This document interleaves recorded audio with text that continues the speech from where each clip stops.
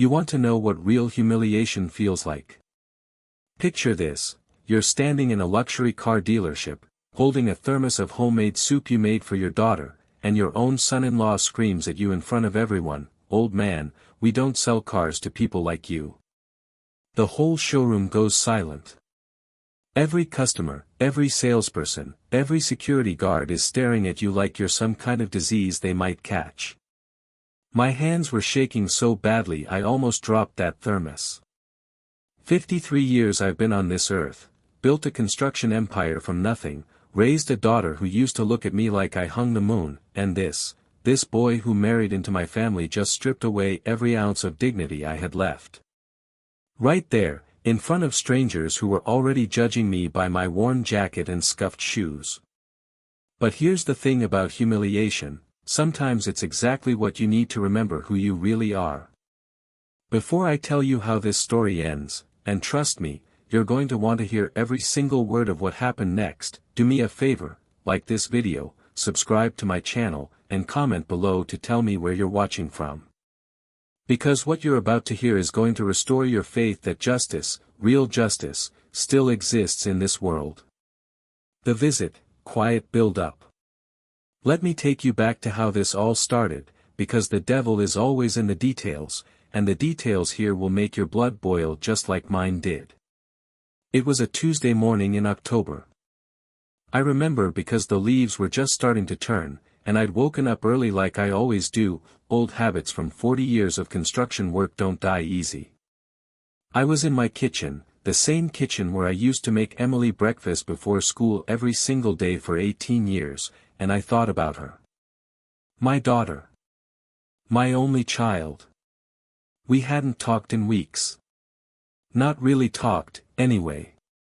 Those awkward phone calls don't count. You know the ones, where every word feels rehearsed and there's this invisible wall between you that neither of you knows how to break down. Ever since she married Ryan, it's like she became a different person. Colder.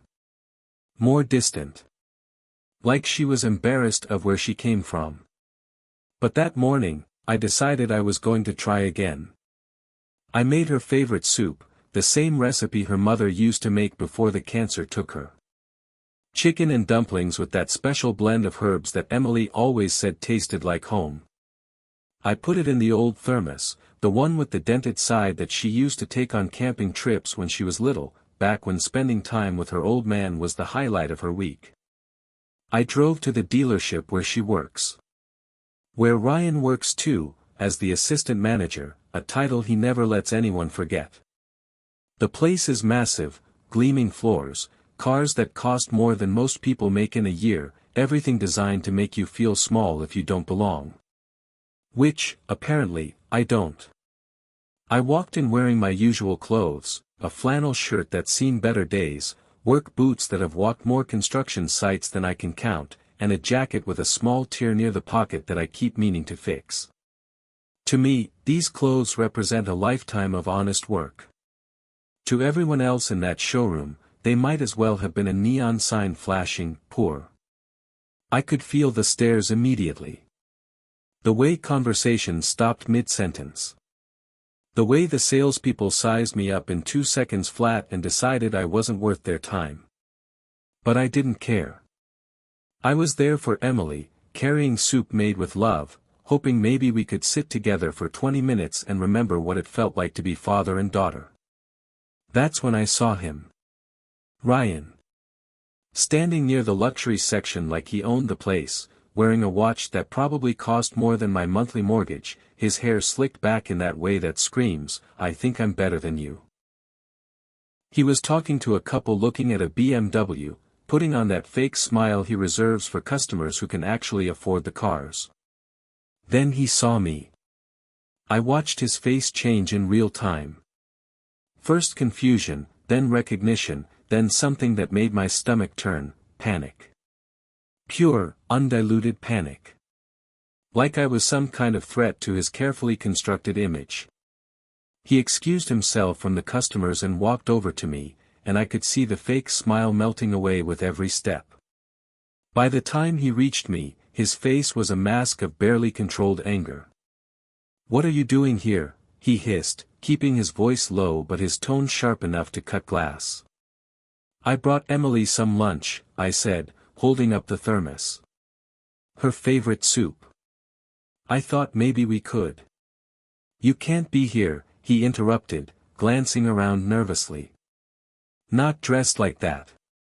Customers will think they'll think you're a beggar or something." A beggar. That word hit me like a physical blow. This man, who I welcomed into my family, who I walked down the aisle to marry my daughter, who has eaten at my table countless times, just called me a beggar. "Ryan," I said, trying to keep my voice steady, "I'm just here to see Emily. I won't be long." But he wasn't listening. He was looking around the showroom, calculating damage, protecting his precious reputation. I could see a security guard starting to move in our direction. Other customers were definitely watching now, whispering to each other. "You need to leave," he said, louder now. Loud enough that people were definitely listening. "This is a place of business, not a soup kitchen." That's when I saw her. Emily. My daughter. Standing behind the reception desk, maybe 30 feet away. Our eyes met for just a moment, and I saw something in her face that broke my heart into 1,000 pieces. Not embarrassment, I could have handled that. Not anger, I could have understood that too. It was fear.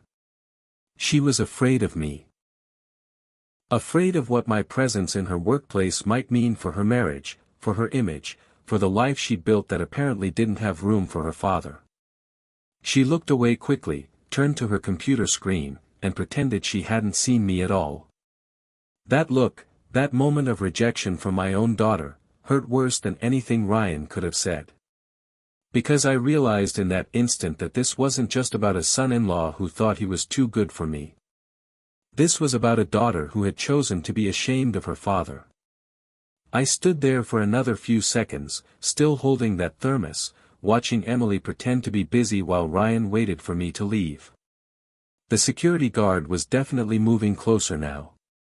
Other customers were staring openly. The whole scene was becoming exactly what Ryan had feared, a spectacle that might damage the dealership's upscale image. So I left.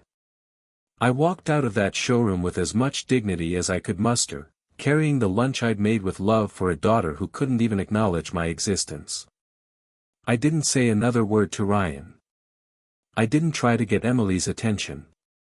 I just walked to my truck, put the thermos on the passenger seat, and drove home. But here's what Ryan didn't know, what Emily didn't know, what none of them knew: that quiet man they were so embarrassed of, that beggar they wanted to disappear, was about to teach them a lesson they'd never forget. The loneliness and hidden strength. The drive home was the longest 20 minutes of my life. Every red light felt like a lifetime, every turn took me further away from the daughter who used to be my whole world. I kept glancing at that thermos on the passenger seat, still warm, still full of love that apparently nobody wanted. My apartment isn't much to look at from the outside. It's modest, maybe even humble compared to the houses in Emily and Ryan's neighborhood. But inside, if you know what you're looking at, there are clues to a different story. The framed photographs on my mantel tell the real tale: pictures of construction sites, ribbon cuttings, groundbreaking ceremonies. Photos of me shaking hands with mayors and city council members. Pictures of the company I built from nothing. Holt Construction. Maybe you've seen our signs around the city. We built half the commercial district, including the shopping center where that luxury car dealership sits. The irony wasn't lost on me, sitting in my kitchen, looking at a photo of myself in a hard hat and suit, cutting the ribbon on that very property 15 years ago. I had to retire early. The doctors said the stress was killing me, literally. High blood pressure, heart palpitations, the works. At 68, they told me I could either step back from the day-to-day operations or plan my funeral. So I stepped back. I turned over daily management to my business partner, kept my ownership stake, and tried to learn how to be an ordinary retiree. The problem is, I was never ordinary. 40 years of building things, of solving problems, of turning empty lots into shopping centers and office buildings, that doesn't just switch off because a doctor tells you to take it easy. So I putter around this apartment, surrounded by blueprints I'll never use and photos of a life that feels like it belonged to someone else. That night, after the humiliation at the dealership, I couldn't sleep. I kept replaying Emily's face, the way she looked away, the fear in her eyes. When did I become someone my own daughter was afraid to acknowledge?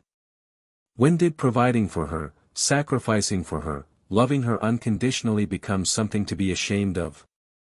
Around midnight, my computer chimed with an email notification. It was from my investment manager, the same routine message I get every quarter: quarterly dividend payment of $482,000 has been deposited to your account.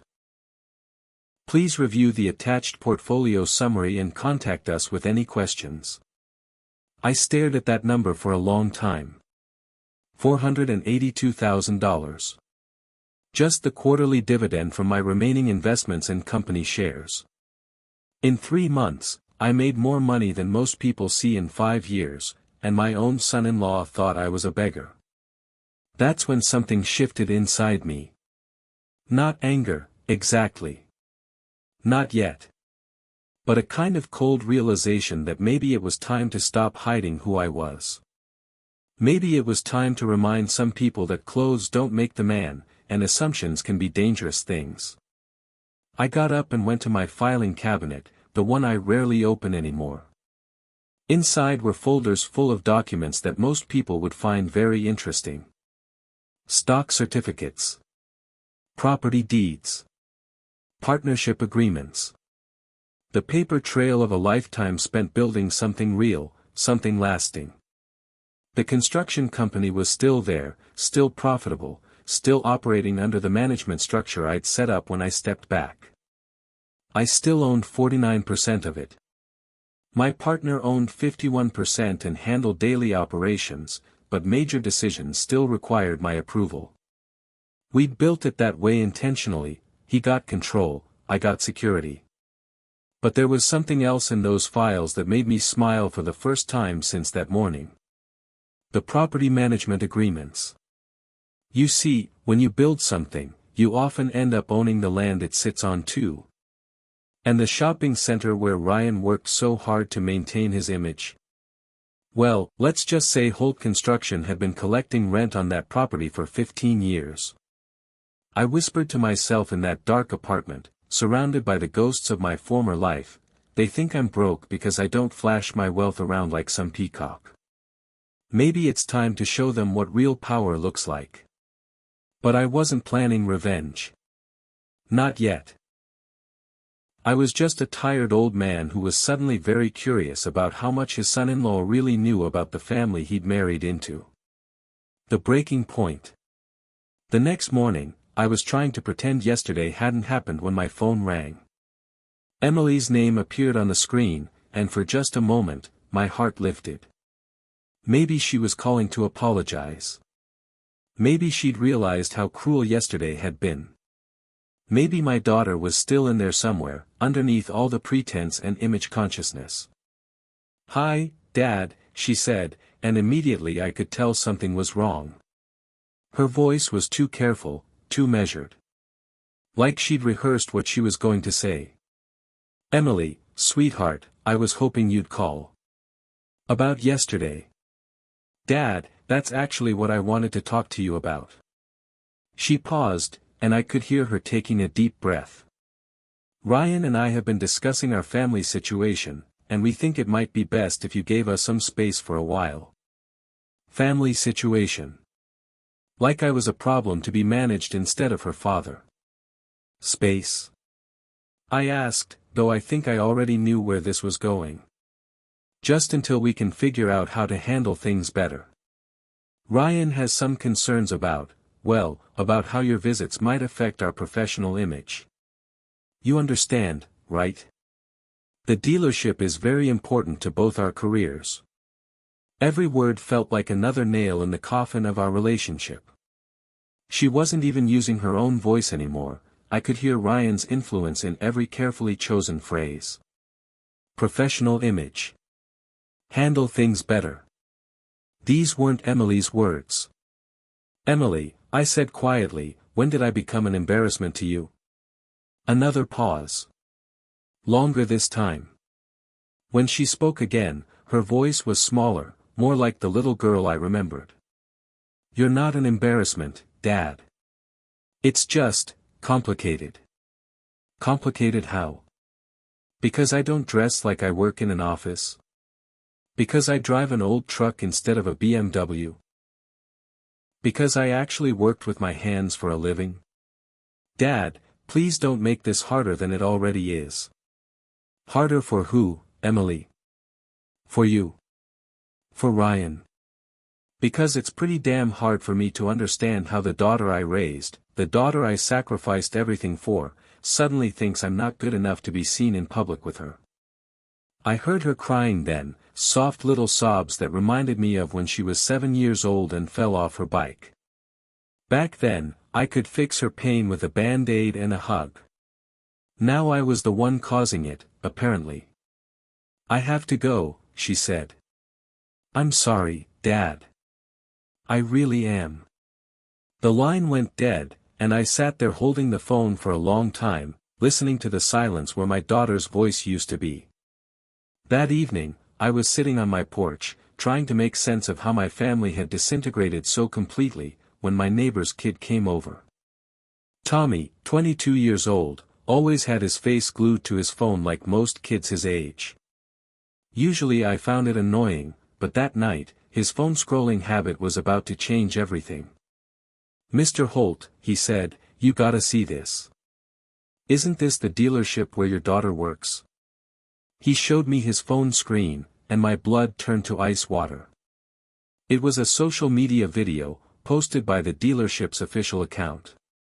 The caption read, when you're trying to maintain that luxury dealership vibe face with tears of joy #customer service #luxury life #reality check. The video was clearly meant to be funny. Ryan was center stage, hamming it up for the camera, telling some exaggerated story about an old, broke customer, who came in trying to buy soup from the service department. He was doing voices, making exaggerated gestures, getting laughs from his coworkers in the background. But I recognized the details. The old jacket. The thermos. The confused look on his face when I told him this wasn't a homeless shelter. Ryan was telling the story of yesterday, of my visit, turning my humiliation into entertainment for social media. The video had been up for 6 hours. It had 1,200 likes. 47 comments, mostly laughing emojis and people tagging their friends. Dead skull skull skull, someone had written. This is why I love working here, another comment said. Tommy was watching my face carefully. Mr. Holt. You okay? You look kind of pale. I handed his phone back without saying anything. What could I say? That I was the old man being mocked. That my own son-in-law had turned the most humiliating moment of my recent life into viral content for likes and shares. I'm fine, Tommy. Thanks for showing me. But I wasn't fine. I was finally, completely, irreversibly angry. I went back inside and looked at those folders again. But this time, I wasn't just curious about my assets. This time, I was planning something. Because respect is earned, but sometimes people need to be reminded of who they're disrespecting. Ryan wanted to play games with my dignity. Fine. But he was about to learn that some games have consequences he never saw coming. The turning resolve. That night, I didn't sleep at all. I sat at my kitchen table with every financial document I owned spread out in front of me like a battle plan. Bank statements, investment portfolios, property deeds, business contracts, the paper trail of a lifetime spent building something real while everyone around me was apparently building illusions. The more I looked at those documents, the more I realized how completely Ryan had underestimated me. How completely they all had. They saw an old man in worn clothes and made assumptions. They saw someone who didn't flaunt his wealth and decided he must not have any. They mistook humility for poverty, quiet strength for weakness. But here's what they didn't know. When you've built an empire from nothing, when you've negotiated million-dollar contracts and managed crews of hundreds, when you've turned empty lots into skylines, you learn something about patience. You learn that the biggest victories come to those who wait for exactly the right moment to act. I picked up one document in particular, the partnership agreement for Holt Construction. Ryan probably didn't even know the company existed, let alone that it had built half the commercial properties in this city. Including, as fate would have it, the shopping center that housed his precious luxury car dealership. I smiled then, the first real smile I'd had since this whole mess started. Because I realized something beautiful, Ryan had just declared war on someone who owned the ground he was standing on. I reached for my phone and scrolled through my contacts until I found a name I hadn't called in months, Marcus Webb. Marcus and I had known each other for 30 years. He'd started as a junior accountant at one of my construction sites and worked his way up to become CFO of the dealership's parent company. The same company that Ryan worked so hard to impress every day. "Marcus," I said when he answered, "it's Walter Holt." "Walter. Good to hear from you. How's retirement treating you?" "Like being buried alive, but that's not why I'm calling. I need a favor, and it's going to sound strange." I explained that I was interested in purchasing a fleet of vehicles for a business expansion. Nothing specific, just exploring options. Could he arrange a meeting at one of their premier locations? I had particular interest in their luxury line, and I'd heard good things about their customer service. Marcus was immediately interested. A corporate fleet purchase could mean dozens of vehicles, potentially hundreds of thousands in revenue. "Which location did you have in mind?" "I've heard excellent things about the dealership in the Westfield shopping center. I'd like to start there." There was a pause. "Walter, are you talking about premium vehicles? Because that particular location specializes in high-end luxury cars. We're talking six-figure price tags." "Money isn't an issue, Marcus. I need quality, and I've heard they have the best team there." Another pause. I could practically hear him calculating commission. "I'll set it up personally. When can you come in?" "How about Friday afternoon?" "And Marcus, I prefer to keep this confidential until we see what they have to offer. Corporate discretion, you understand." "Absolutely. I'll arrange everything with the regional director. They'll roll out the red carpet." After I hung up, I sat back in my chair and looked at that viral video one more time. Ryan, laughing and joking about the old broke customer, who didn't belong in his upscale dealership. 47 comments and counting, all of them laughing along with him. I thought about Emily, about the fear in her eyes, about how she'd looked away rather than acknowledge her own father. I thought about the soup getting cold in my truck while I stood there being humiliated in front of strangers. But mostly, I thought about respect. About how some people only understand it when they see power displayed in terms they recognize. Ryan respected money, status, corporate influence. He respected people who could affect his career, his image, his precious professional reputation. Fine. Then that's exactly what he was going to get. I opened my laptop and started typing an email to my investment advisor. If I was going to make a statement, I was going to make it properly. By Friday afternoon, I would be ready to show Ryan exactly who he'd been mocking on social media. But I wasn't doing this for revenge, exactly. I was doing it for Emily. Because somewhere underneath all that fear and shame, my daughter was still there, and she needed to remember that her father was someone worth being proud of. The question was, would she remember in time to save her marriage, or would she watch it crumble under the weight of Ryan's arrogance? Either way, Friday was going to be very interesting. The strategic setup. Friday morning came with crystal clear skies and the kind of perfect weather that makes everything feel like destiny. I stood in my closet, looking at two completely different versions of myself hanging side by side. On the left, my good clothes, the suits I used to wear to board meetings, the dress shirts and ties that had closed million-dollar deals. On the right, my everyday clothes, the flannel shirts and work boots that Ryan had found so offensive. I chose the work clothes. The same outfit I'd worn to the dealership 3 days ago. The same clothes that had gotten me labeled as a beggar. Because if this was going to work, if this lesson was going to stick, Ryan needed to see exactly who he'd been mocking before he learned who I really was. At exactly 10 a.m., my phone rang. Marcus Webb, right on schedule. Walter, everything set up for this afternoon. I've briefed the regional director personally, David Chen, great guy, been with the company for 15 years. He's expecting you at 2 p.m. sharp. What did you tell him about me? Just that you're a potential corporate client interested in a significant fleet purchase. He knows to treat you with absolute priority. The whole team is going to be on their best behavior. I almost laughed at that. Best behavior. If only Marcus knew what had happened the last time I'd walked into that showroom. Marcus, I need you to do me one more favor. Don't mention my name to the staff ahead of time. I want to see their natural customer service approach before they know who I am. That's unusual, Walter. But sure, if that's how you want to handle it.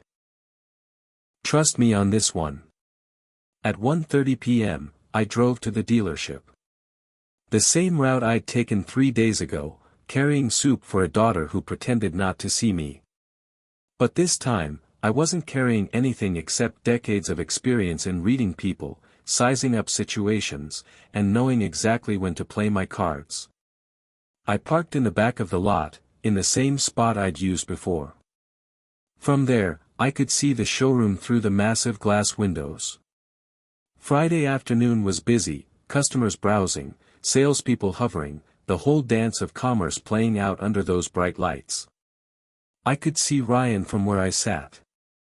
He was with customers again, that same practiced smile, the same confident gestures. Probably telling them how exclusive this place was, how they only dealt with a certain caliber of clientele. How they didn't tolerate just anyone wandering in off the street. At exactly 2 p.m., 2 black SUVs pulled into the front parking spaces. The kind of vehicles that scream corporate importance from a mile away. I watched David Chen step out of the lead vehicle, 50s, expensive suit, the bearing of someone used to being the most important person in any room. Behind him came 2 assistants with tablets and briefcases, and behind them, someone with a professional camera. The camera surprised me until I realized what was happening. Marcus had probably told them this was a potential major deal, the kind of sale that gets featured in company newsletters and regional meetings. They were planning to document the whole thing. Perfect. I waited 5 more minutes, watching the team disappear into the showroom. Then I got out of my truck, straightened my old flannel shirt, and walked toward the same entrance I'd been humiliated at 3 days ago. This time was going to be different. This time, I wasn't just a father hoping to have lunch with his daughter. This time, I was Walter Holt, and Ryan was about to learn exactly what that name meant. But first, he was going to get the chance to humiliate me all over again. Because sometimes, the best lessons are the ones people teach themselves. The public showdown. I walked through those glass doors like I was walking into a courtroom where I was both the prosecutor and the key witness. The same pristine showroom, the same luxury cars, the same overpowering scent of leather and success. But this time, I knew something nobody else in that building knew: justice was about to be served. The moment I stepped inside, I could feel it starting. The same pattern as before. Conversations slowing down. Eyes tracking my movement. The subtle shift in atmosphere that happens when someone who doesn't belong enters a space designed for exclusivity. I walked slowly through the showroom, past the gleaming sports cars and luxury sedans, heading toward the same section where Ryan had confronted me before. I could see him across the room, and I could see the exact moment he recognized me. His face went through a fascinating series of changes. First, confusion, what was this old man doing back here? Then recognition, oh God, it's the soup guy again. Then something that looked almost like panic, didn't security make it clear he wasn't welcome? He excused himself from his customers and started walking toward me, his jaw set in determination. I could practically read his thoughts, not today. Not in my dealership. Not again. Hey, he called out, loud enough that several people turned to look. You can't be in here. I kept walking, pretending I hadn't heard him. Just a confused old man, looking at cars he couldn't afford. Sir. Ryan's voice was sharper now, carrying across the showroom. Security. That's when I stopped and turned to face him. I kept my expression mild, confused, like I had no idea why this young man was upset with me. I'm sorry, I said, loud enough for the gathering crowd to hear. Is there a problem? Yes, there's a problem, Ryan said, his voice dripping with condescension. You were asked to leave this establishment 3 days ago. This is a luxury car dealership, not a homeless shelter. The words hit the air like a slap. I could see customers stopping their conversations, salespeople pausing mid-pitch. Even the security guard was hesitating, probably wondering if he was witnessing some kind of discrimination lawsuit in the making. I'm just looking at cars, I said quietly. Looking at cars you can't afford, Ryan shot back. Sir, these vehicles start at $80,000. I don't think you understand what kind of establishment this is. That's when I heard it. The sound I'd been waiting for. The front door chiming as someone entered. I didn't turn around, but I could see Ryan's face change as he looked past me toward the entrance. What kind of establishment is this? I asked, still keeping my voice calm and confused. It's a place of business, Ryan said, but some of the confidence was bleeding out of his voice. A place for serious customers with serious money, not for people who. People who what? The voice came from behind me, sharp and commanding. I turned around slowly, as if seeing David Chen for the first time. He was standing 10 feet away, flanked by his assistants, with that camera operator discreetly filming everything. His face was a mask of professional control, but I could see the fury building behind his eyes. Mr. Chen. Ryan's voice cracked slightly. Sir, I was just handling a situation with someone who doesn't belong. Someone who doesn't belong. David's voice could have cut glass. And who exactly are you to determine who belongs in one of our establishments? Ryan looked confused. This wasn't going the way he'd expected. Sir, this man was here 3 days ago causing problems. He's obviously not a legitimate customer. Obviously. David stepped closer, and I could see the camera operator adjusting his angle to capture everything. Based on what, exactly? His clothes? His age? Please, enlighten me about your customer screening process. The showroom had gone completely silent now. Every conversation had stopped. Every person in the building was watching this confrontation unfold. Well, he came in before asking about soup, and he's clearly not someone who can afford our vehicles, Ryan stammered.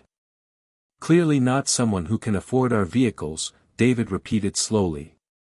I see. And you determined this how? That's when I decided it was time. I reached into my pocket and pulled out my phone. Not the scratched, old phone Ryan had seen before, but my real phone. The one with Marcus Webb's number on speed dial. Excuse me, I said politely to David. I believe you're expecting Walter Holt. David's eyes went wide. Behind him, I heard one of his assistants whisper, "Oh my God. Mr. Holt." David's entire demeanor changed in an instant. Professional respect mixed with barely controlled panic. "Sir, I am so sorry. I had no idea you were already here." The silence in the showroom was deafening now. I could see Ryan's face cycling through confusion, denial, and the first glimmers of understanding. "Ryan," I said, turning to face my son-in-law directly. "I'd like you to meet David Chen, the regional director." "David, this is Ryan, Emily's husband. He's been explaining to me what kind of establishment this is." David looked like he wanted to disappear into the floor. "Mr. Holt, there seems to have been a serious misunderstanding." "No misunderstanding," I said calmly. "Ryan has been very clear about the kind of customers you serve here. Very clear about who belongs and who doesn't. I'm just curious, does that policy come from corporate, or is this something he developed on his own?" Ryan was staring at me like I'd just announced I was from Mars. "Walter. Mr. Holt. I don't understand." "What don't you understand, Ryan?" "That I might actually be able to afford a car. That someone in work clothes might have money. That maybe, just maybe, you shouldn't judge people by their appearance." David Chen stepped forward, his face grim. "Mr. Holt, I can assure you this behavior does not represent our company values. Ryan, you're suspended effective immediately pending a full investigation." "Suspended?" Ryan's voice was barely a whisper. "For discriminatory customer service, public humiliation of a client, and frankly, for making our company look like exactly the kind of elitist establishment we work very hard not to be." I looked around the showroom at all the faces staring back at me. Customers, employees, the security guard who'd been ready to escort me out. I could see phones recording, people texting, the beginning of what I knew would be another viral moment. But this time, the story would be different. "Ryan," I said quietly, "when you get home tonight, you might want to ask your wife about her family. Ask her about the construction company her father built. Ask her about the properties we own. Ask her about the man she married into." I turned to David Chen. "I appreciate the professional response, but I think I'll take my business elsewhere. Somewhere that judges customers by their character, not their clothes." As I walked toward the exit, I heard David calling after me, promising policy changes, offering apologies. But I didn't stop. I had made my point, and now it was time to see what Ryan would do with the lesson. The real question was, what would Emily do when she learned what her husband had cost them both? Humiliation reversal. I didn't go far. I sat in my truck in the parking lot, watching through the windows as the situation inside continued to unfold. David Chen was clearly having an animated conversation with his team, gesturing toward the door I just walked through. Ryan stood frozen in the middle of the showroom like a deer in headlights, probably trying to process what had just happened. My phone buzzed with a text from Marcus Webb. "Walter, David just called me." "What the hell happened in there?" "He's talking about a major incident with discrimination and suspension." I typed back, "I'll explain later. Right now I need you to do something for me. Send David the details about the corporate fleet purchase.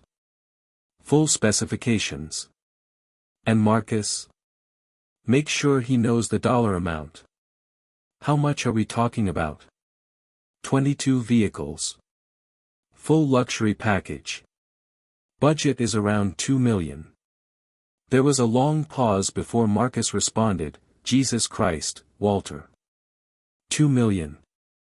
And someone at that dealership treated you badly? You could say that." My phone rang immediately. "Marcus, of course. Walter, what is going on?" David said you were dressed like, well, like you were homeless, and some assistant manager was trying to have you thrown out. The assistant manager is my son-in-law. Dead silence on the other end of the line. Your son-in-law? Emily's husband? The same Ryan who's been telling my daughter I'm an embarrassment to their professional image. The same Ryan who turned my last visit into a viral video where he mocked the old broke customer, who didn't belong in his upscale dealership. Oh, Walter. Oh no. Oh yes.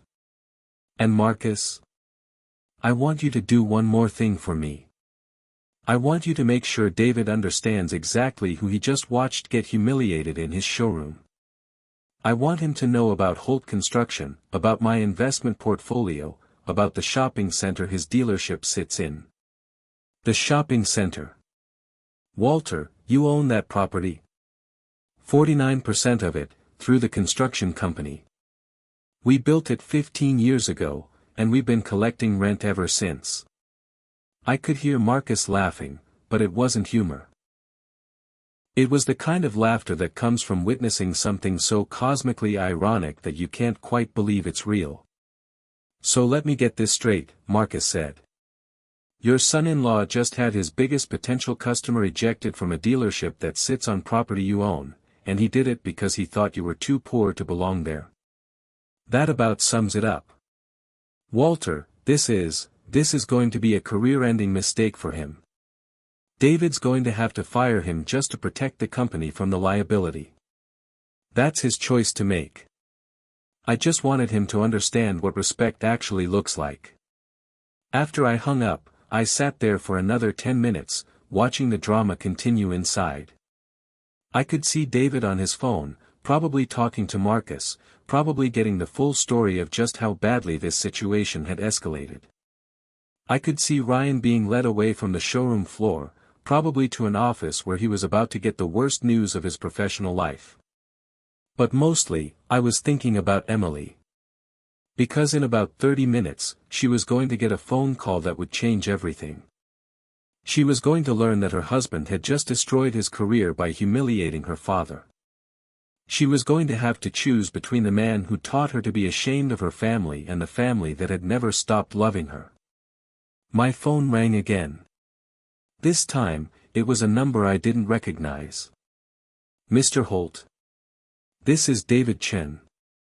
Sir, I cannot begin to express how sorry I am about what happened today.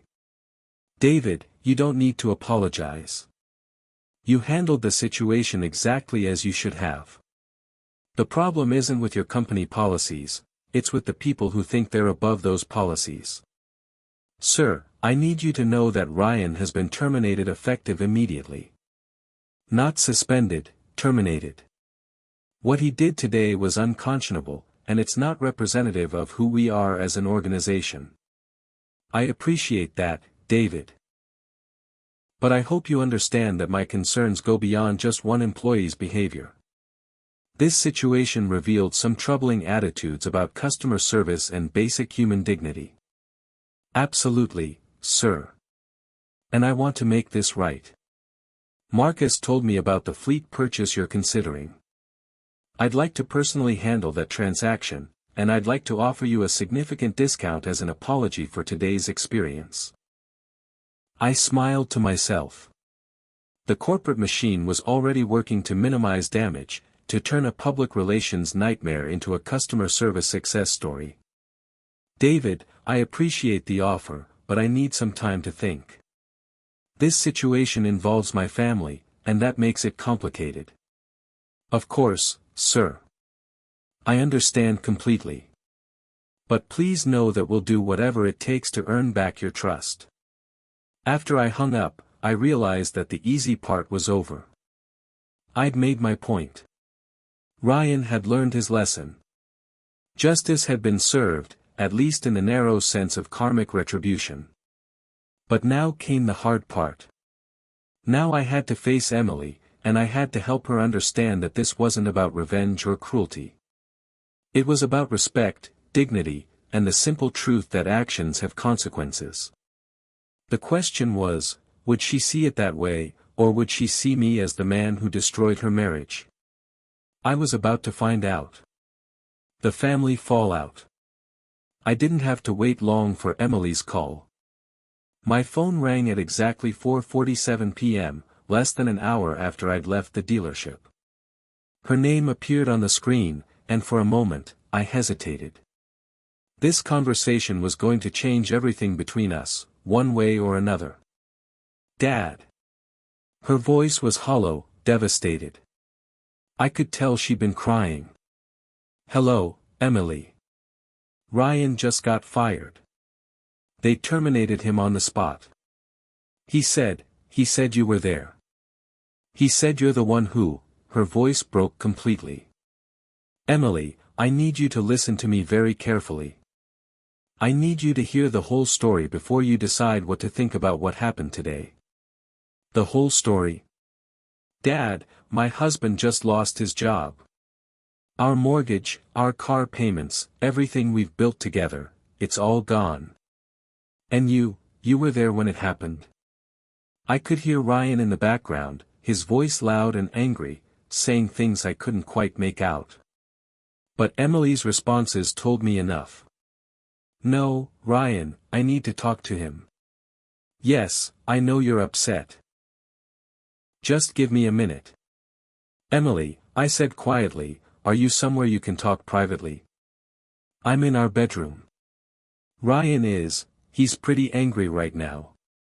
I need to ask you something, and I need you to tell me the truth. Have you seen the video Ryan posted on social media 3 days ago? Silence. Long enough that I knew she had. Emily. Dad, Her voice was barely a whisper. You saw it. You saw your husband making fun of me, turning my humiliation into entertainment for his co-workers and friends. You saw him mock the man who raised you, and you didn't say anything. He didn't mean it the way it looked. How did he mean it, Emily? Explain to me how calling your father a homeless person who doesn't belong in polite society could mean anything other than exactly what it sounded like. She was crying again, but softer now. Dad, I'm sorry. I'm so sorry. I should have said something. I should have made him take it down. Why didn't you? Another long pause. When she spoke again, her voice was small and ashamed. Because I was embarrassed.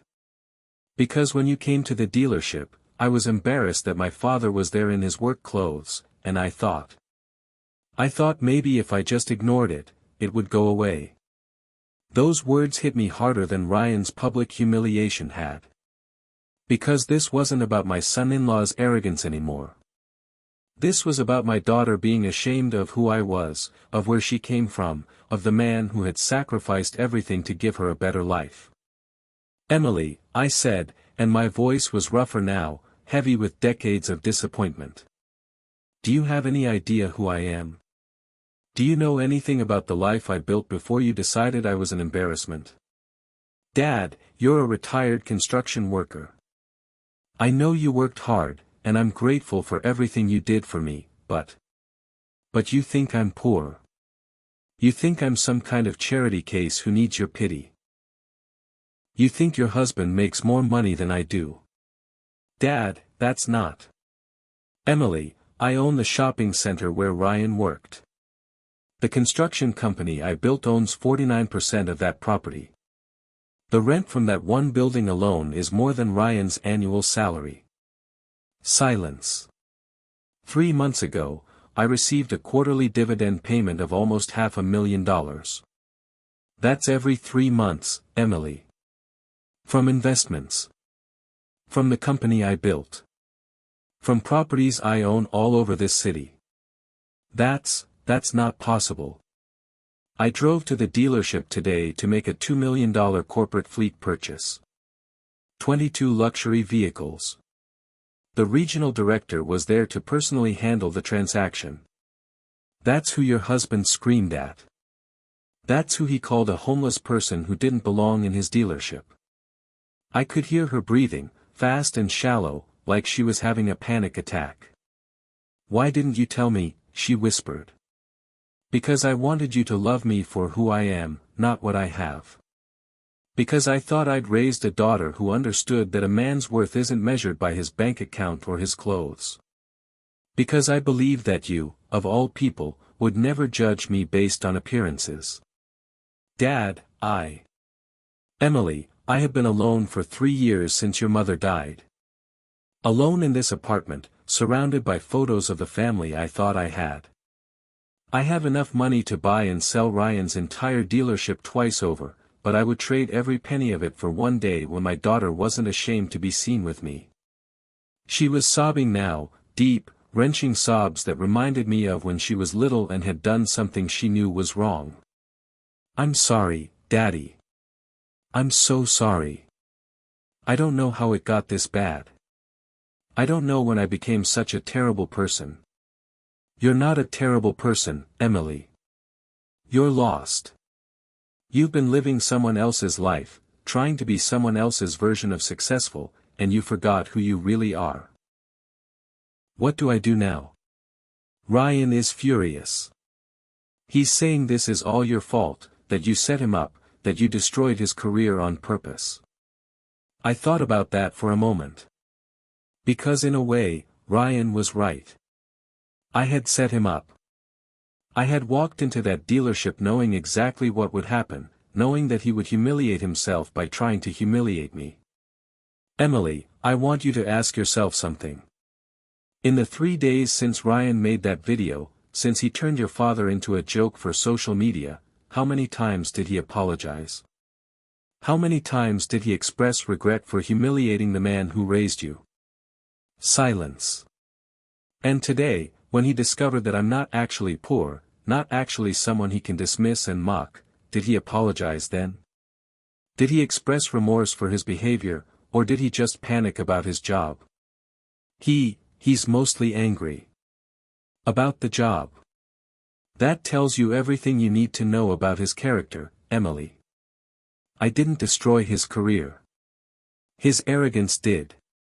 His complete lack of respect for other human beings did. I just gave him enough rope to hang himself with. What happens now, Dad? What do I do? For the first time in this whole conversation, she sounded like my little girl again. Scared, confused, looking to her father for guidance. Now you decide who you want to be, Emily. You can stand by a man who thinks your father is a joke, who was embarrassed by your family, who turned his disrespect into entertainment. Or you can remember that you come from people who build things, who work hard, who judge others by their character instead of their bank accounts. I want to come home, Dad.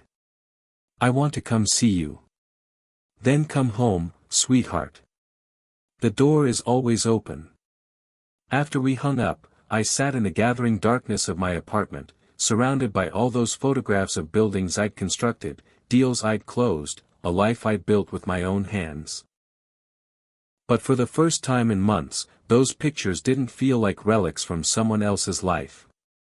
They felt like proof that some things, character, integrity, real love, can't be bought, can't be faked, and can't be destroyed by people who mistake wealth for worth. Emily was coming home. And maybe, just maybe, my daughter was finally coming home too. The moral reckoning. Emily arrived at my apartment just after sunset, and the moment I opened the door, I could see that something fundamental had changed in her.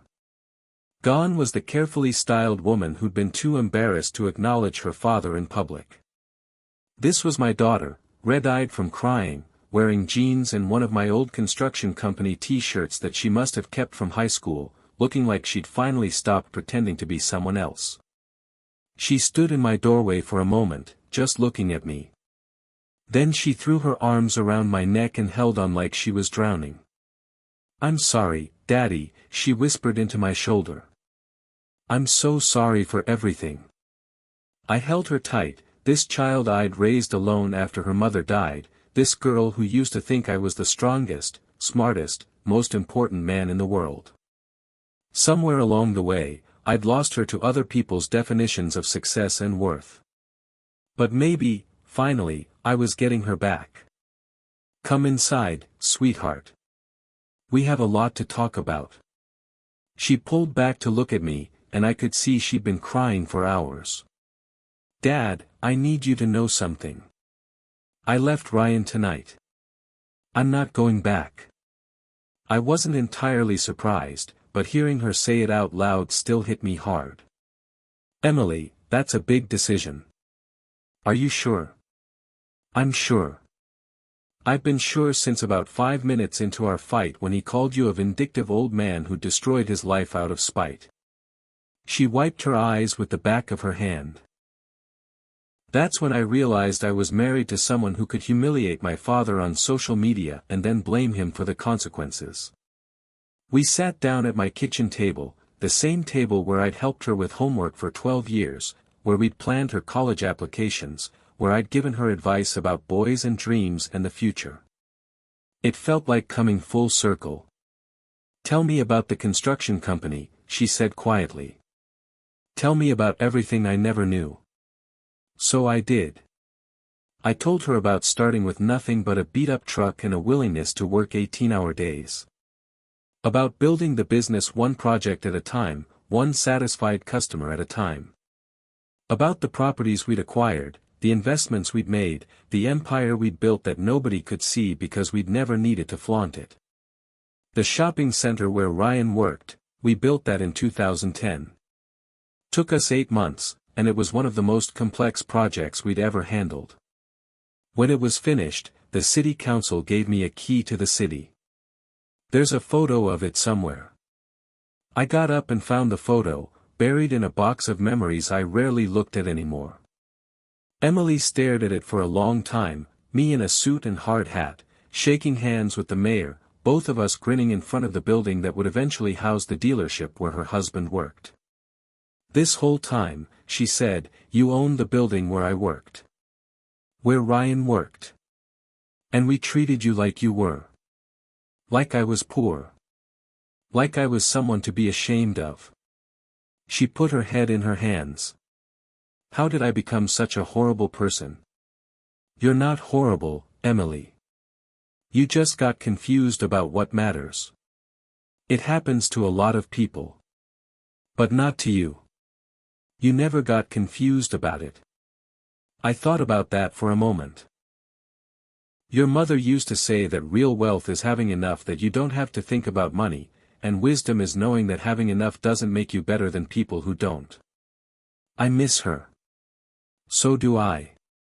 Every day. But you know what she'd say if she were here right now? Emily looked up at me, waiting. She'd say that making mistakes doesn't make you a bad person. But not learning from them does. We talked until almost midnight. About Ryan, about their marriage, about the choices that had led her so far away from the values I'd tried to teach her. About money and respect and the difference between success and worth. Finally, she asked the question I'd been waiting for, what happens now, Dad? What do I do with my life? I got up and went to my filing cabinet, the one with all the documents I'd been looking at for the past week. I pulled out a folder I'd prepared earlier that day, when I'd realized this conversation was inevitable. Emily, I want to show you something. Inside the folder were share certificates, property deeds, and a letter I'd written but never sent. Documents that represented 40 years of building something real, something lasting. These are yours now, I said, placing the folder in front of her. She opened it slowly, her eyes widening as she realized what she was looking at. Dad, this is millions of dollars worth of assets. That's your inheritance, Emily. But more than that, it's your foundation. It's the platform you can build your own life on, your own way. I can't take this. Not after what I did. Not after how I treated you. You're taking it because of what you did. Because you learned from it. Because I know you'll never again judge someone's worth by their bank account or their clothes. She was crying again, but these were different tears. Not shame or regret, but something closer to hope. There's one condition, I said. I want you to use some of this to start your own business. Something that matters to you. Something that helps people. What kind of business? I smiled, thinking about Ryan, about the dealership, about all the young women who probably felt intimidated walking into places like that because they didn't think they belonged. What do you know about cars, Emily? Nothing. Ryan always handled all that stuff. Then maybe it's time you learned. Maybe it's time someone opened an automotive service center run by women, for women. A place where nobody gets judged by their clothes or their gender or their age. A place where the only thing that matters is treating people with respect. Her eyes lit up with something I hadn't seen in years. Not the artificial excitement of acquiring expensive things, but the genuine enthusiasm of someone who just discovered a purpose. You mean it? You'd help me start something like that? Emily, I'd be honored to help you build something real. Something that matters. Something your mother would have been proud of. She reached across the table and took my hands in hers. Thank you, Daddy. For not giving up on me. For teaching me what really matters. For showing me who I really am underneath all the pretending. As I looked at my daughter, really looked at her, maybe for the first time in years, I realized that Ryan's arrogance had given us an unexpected gift. It had forced us to confront the distance that had grown between us, to remember what we meant to each other, to rebuild our relationship on a foundation of truth instead of pretense. Sometimes the worst thing that happens to you turns out to be exactly what you needed. Sometimes humiliation is just another word for clarity. And sometimes, the people who try to tear you down end up showing you exactly how strong you really are. Emily was going to be fine. Better than fine. She was going to build something real, something lasting, something that would make her proud of who she was instead of ashamed of where she came from. And me? For the first time since her mother died, I wasn't going to be alone anymore. The quiet legacy. 6 months later, I drove my old truck to the same shopping center where this whole story began. But this time, I wasn't going to the luxury car dealership. I was going to the automotive service center that had opened 3 units down, the one with the bright blue sign that read, Emily's Auto Care, where every customer matters. The place was busy. Cars in the service bays, customers in the waiting area that Emily had designed to feel more like a comfortable living room than a sterile business lobby. Through the window, I could see her talking to a young mother with 2 kids, explaining something about brake maintenance with the kind of patience and respect that had become the hallmark of her business. I was proud of what she'd built, but more than that, I was proud of who she'd become in the process. The woman I watched through that window was confident without being arrogant, successful without being pretentious. She was someone who remembered that treating people with dignity wasn't just good business, it was the right thing to do. Grandpa. I turned to see my grandchildren running toward me from the parking lot, Emily's kids who I'd barely known 6 months ago but who now spent every weekend at my apartment, learning to build things with their hands, hearing stories about their grandmother, understanding that their family history was something to be proud of.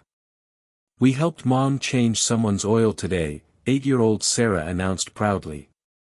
And I got to use the computer to look up parts, added her younger brother Michael. These kids were growing up understanding that work was honorable, that knowledge was power, that treating people with respect was more important than any amount of money.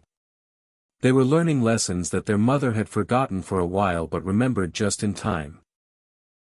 Emily came out to greet me, wiping her hands on a shop towel, her face lit up with the kind of satisfaction that comes from doing something you're genuinely good at. Dad! Perfect timing. I just finished with Mrs. Rodriguez, you remember, the lady whose last mechanic told her she needed $3,000 in repairs. The one whose car just needed a $50 part and an honest mechanic. That's the one. She brought her sister in today. Word of mouth is our best advertising. We walked inside together, and I looked around at what Emily had created. The walls were covered with certifications, awards, and photos of satisfied customers. But my favorite decoration was a framed copy of our company motto: "We judge our success by how we treat the people who can't do anything for us." "Any word from Ryan?" I asked, though I already knew the answer. Emily shook her head. "Not since the divorce was finalized.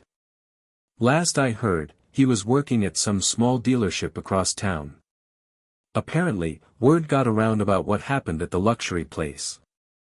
I felt a moment of something that might have been sympathy for my former son-in-law. His arrogance had cost him everything: his job, his marriage, his reputation in an industry where reputation matters. But then I remembered the video, the public humiliation, the complete lack of remorse, and the sympathy faded. "Do you ever regret it?" Emily asked quietly. "The way everything happened? Sometimes I wonder if there might have been another way to handle it." I thought about that question for a moment. "Emily, I gave Ryan every opportunity to show basic human decency. When I brought you lunch that first day, he could have been polite. When he made that video, he could have had second thoughts. Even when I walked back into the dealership, he could have simply been professional. At every step, he chose arrogance over respect. But you knew what would happen when you went back there. I knew he would have the opportunity to show who he really was. What he chose to do with that opportunity was entirely up to him." We were interrupted by the arrival of another customer, an elderly gentleman in work clothes driving a beat-up pickup truck. I watched Emily's face light up as she walked over to greet him with the same warmth and respect she showed everyone who walked through her doors. "How can we help you today, sir?" The man explained his problem. His truck was making a strange noise, and the last place he'd taken it had quoted him $800 for repairs he wasn't sure he needed. Emily listened carefully, asked thoughtful questions, and then walked out to look at the truck with him. Watching her work, I realized something profound: this wasn't just about cars or customer service or business success. This was about dignity. Emily had created a place where people could be treated with respect regardless of their clothes, their age, their gender, or the amount of money in their bank account. She'd built exactly the kind of business the world needed more of.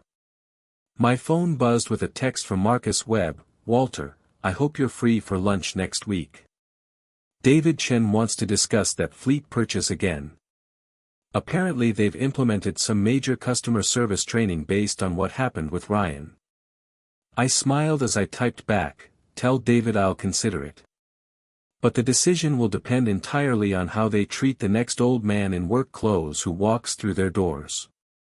Later that evening, Emily and the kids came over for dinner like they did every Sunday. We sat around the same kitchen table where Emily and I had rebuilt our relationship 6 months earlier, and I listened to my grandchildren chatter about their week, their friends, their dreams for the future. "Grandpa," Sarah said suddenly, "Mom showed us the video of what happened at the car place. The one where that mean man was yelling at you." I glanced at Emily, who shrugged apologetically. "They asked about why their father doesn't live with us anymore. I thought they deserved an honest explanation." "The man was really mean to you," Michael added. "But you didn't yell back." "No, I didn't yell back." "Why not?" Sarah asked. I thought about how to explain it in terms an 8-year-old would understand. "Because sometimes the best way to show someone they're wrong is to let them show everyone else who they really are." "Is that why you went back to the car place?" "I went back because I wanted to give him a chance to do the right thing. And when he didn't, everyone could see what kind of person he really was." Emily reached across the table and squeezed my hand. "The kids have been asking if they can meet you at the old dealership sometime. They want to see where their grandfather faced down the bad guy." I laughed. "I'm not sure I'm quite ready to be anyone's superhero story." "But you are, Grandpa," Sarah said seriously. "You're the superhero who fights mean people by being nice to them." Later, after Emily and the kids had gone home, I sat on my porch looking out at the city I'd helped build. Somewhere out there, Ryan was probably still angry, still blaming me for the consequences of his own choices. Somewhere out there, David Chen was probably still implementing customer service policies designed to prevent another public relations disaster. But here, in this quiet moment, I felt something I hadn't felt in years, complete peace with who I was and what I'd done. I'd built buildings that would stand for decades. I'd raised a daughter who was now raising her own children to understand the difference between worth and wealth. I'd created a legacy that had nothing to do with money and everything to do with character. And I'd learned something important about justice: it's not about revenge or punishment or making bad people suffer. It's about creating consequences that teach better lessons, about giving people opportunities to show who they really are, and about building a world where dignity and respect matter more than appearances. Ryan had taught me that lesson, though I don't think he meant to. He'd shown me that sometimes the people who try to humiliate you end up teaching you exactly how strong you really are. As I got ready for bed that night, I looked at the framed photo on my nightstand, Emily and the kids at the grand opening of her business, all of them wearing matching blue shirts with the company logo, all of them grinning like they just conquered the world. In a way, they had. They'd conquered the part of the world that said worth was measured by bank accounts and appearances. They'd built something real, something lasting, something that made the world a little bit better. And that, I thought as I turned off the lights, was exactly the kind of legacy worth leaving behind. Epilogue, final reflection. You know what the strangest part of this whole story is? A year later, I still drive past that luxury car dealership sometimes, and I can't help but smile. Not because I destroyed Ryan's career, that was his own doing. Not because I got revenge on someone who disrespected me, revenge was never the point. I smile because of what that moment taught me about the difference between justice and vindication. See, vindication is about proving you were right. Justice is about creating a world where being right matters less than being decent. That day in the dealership, I could have walked in wearing my best suit, flashing my investment portfolio, making it clear from the start that I was someone who demanded respect. I could have avoided the whole confrontation, conducted my business with dignity, and walked away with 22 luxury cars and my pride intact. But then Ryan would never have learned anything. Emily would never have woken up to what her marriage had become. My grandchildren would never have learned that their grandfather was someone worth being proud of. Sometimes the most important lessons come wrapped in humiliation. Sometimes the people who try to break you end up showing you exactly how unbreakable you really are. I think about Emily's business now, and all the customers who walk through those doors knowing they'll be treated with respect regardless of how they look or what they drive. I think about my grandchildren, growing up understanding that character matters more than cash, that dignity isn't something you can buy or sell. I think about Ryan too, though I try not to let bitterness creep in. Last I heard, he was working at a small dealership across town, probably still telling people about the crazy old man who ruined his life. Probably still believing that he was the victim in this story. But here's what I learned from all of this: you can't teach respect to someone who doesn't want to learn it. You can't force empathy on someone who's convinced that their worth comes from making other people feel worthless. All you can do is live your values, protect your dignity, and trust that the truth has a way of revealing itself when the time is right. The truth is that wealth without character is just expensive emptiness. Success without integrity is just a house of cards waiting to fall. And respect that has to be demanded isn't really respect at all. I never set out to humiliate Ryan. I set out to give him every possible chance to show basic human decency. The fact that he chose humiliation over humanity, arrogance over apology, blame over responsibility, that was his choice, not mine. What I did was shine a light. What he did in that light was entirely up to him. If this story has taught you anything, I hope it's this: judge people by their character, not their clothes. Treat everyone with dignity, not because of what they can do for you, but because dignity is what separates humans from animals. And remember that the person you're tempting to dismiss might just be the person who's going to teach you the most important lesson of your life. Respect is earned, but sometimes people need to be reminded of what they're disrespecting. Karma isn't revenge, it's just the universe's way of making sure that actions have consequences. And sometimes, just sometimes, justice looks like a quiet old man in work clothes, standing in a luxury car showroom, watching someone destroy their own life while learning exactly who they really are. That's my story. That's how my son-in-law learned that some games have consequences he never saw coming. That's how my daughter remembered that her father was someone worth being proud of. That's how I learned that real power isn't about money or status or the ability to humiliate others.